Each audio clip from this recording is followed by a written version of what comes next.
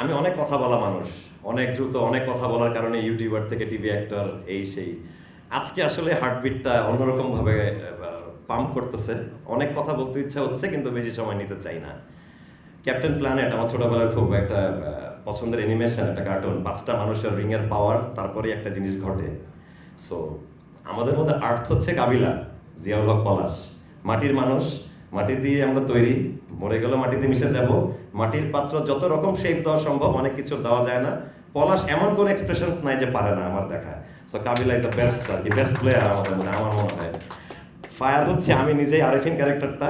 এটা হচ্ছে ওই হটনেসের ফায়ার না, এই ফায়ারটা আসলে একটা ব্রোকেন ফ্যামিলির ছেলের মনের ভেতরের আগুন এবং ভালোবাসা না পাওয়ার যে কষ্ট, সেই আগুনটার কারণে আমি ফায়ার নিজেকে বললাম। তারপরে উইন্ড, নেহাল, তসিফ ভাই। বাতাস অনেক ইম্পর্টেন্ট একটা ব্যাপার। নৌকার পাল বলেন, প্লেন বলেন, বাতাস আপনাকে গাইড করে, সেদিকে নিয়ে যায়। তসিফ ভাইয়ের উপস্থিতি মানে এই সুমধুর বাতাস, এবং এদিকে আমরা যাব, এটাই আমরা করব, সবাইকে শপিং করে দিব, এই ডিসিশনগুলো নেহাল নেয়।